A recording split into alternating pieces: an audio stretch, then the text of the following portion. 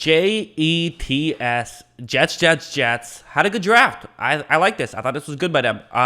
Listen, I think there's some people who are saying this is like an amazing draft. I'm not quite sure I would go entirely that far, but I thought it was really good, and I thought they did smart things. I was saying I think this is a team that could trade up because they don't have as many holes as you might think, and that's what they did. That was smart. So let's get into what they did. Again, you see the players right next to me. So you know what you're looking at. The column all the way at the left is where they got drafted. The number right next to their name, that is where they ranked on the consensus big board. So Ahmad Gardner, aka Sauce Gardner, pick 4. He was 6 on the consensus big board. I had him as number 2 on my board. So getting him at 4, great value, and he'll fit that Robert Saleh defense fantastically. So right off the bat, I am thrilled about this pick for the Jets because I think that he's someone who will really help their defense, and this is the correct way to team build, quite frankly. You know, him and Wilson, as in Garrett Wilson, getting those 2 guys, that is the correct way to team build because you do want to build from the outside. Everyone thinks build through the trenches. It's actually not really typically the best strategy. You look at the history of the NFL, the teams that are winning Super Bowls and the teams that are getting far into playoffs are the teams with good secondaries and good wide receiving cores. Yes, teams with good pass rush also do well. They address that as well. But, you know, those are the most important positions. Those are the best predictors in who's going to win more games. So getting someone like Sauce Gardner who can play zone incredibly well. I think he can play man as well, which is good because Robert Saleh, people think of him as a cover 3 zone guy, and that's fair. That's what he's most known for, but he definitely switches things up.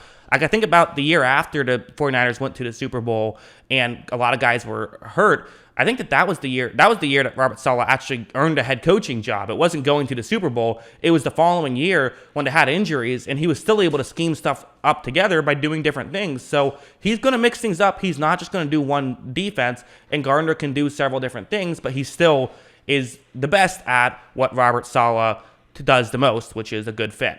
Number 10, the guy who is 10th on the projected big board, on the consensus big board, Garrett Wilson, who I was a little bit lower on than other people. To me, I kind of felt like he was someone who's good at everything, but he's not really elite at any specific one trait. But he's still really good. I have him as a first-round talent. I think he's an awesome player. And wide receivers it's a hard position to evaluate. Nobody gets this perfect.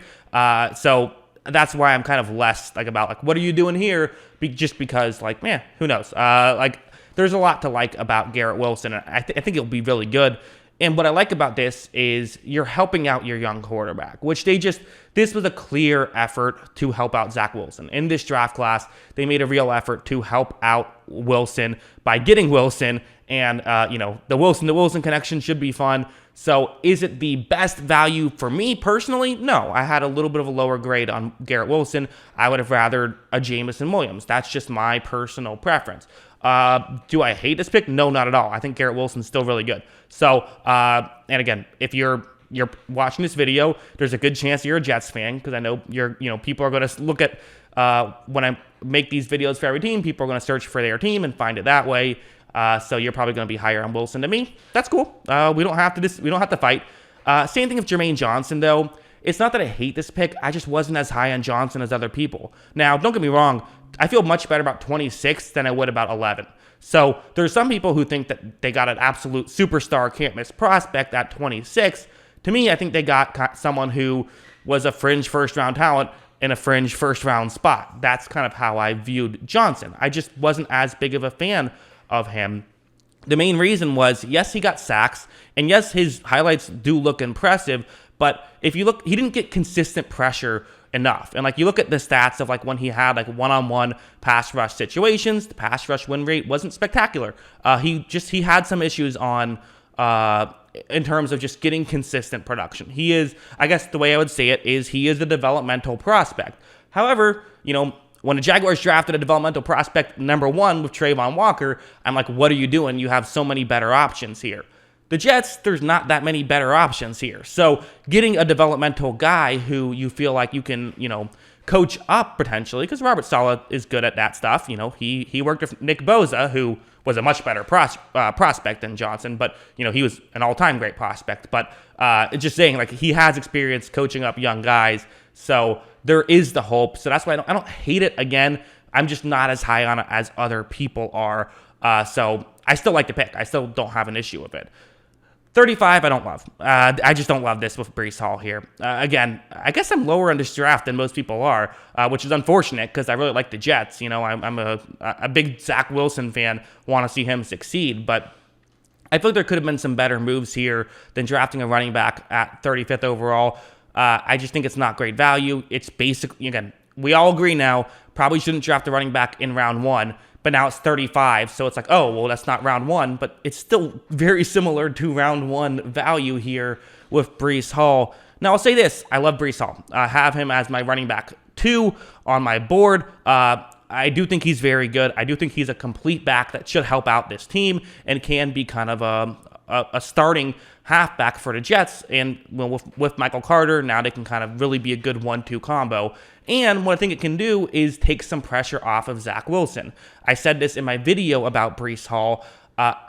One of the things that I got so frustrated with last year was how many times Zach Wilson was looking at a 3rd down and 7 because they ran the ball twice and only got 3 yards on those 2 rushes. So now Zach Wilson has to bail him out, and then he tries to do too much and turns the ball over, and now everyone's mad at Zach Wilson. Well, hey, if it's a 3rd and 2, well, now it's just a different situation. Breece Hall can help do that. So is it the best long-term team-building strategy?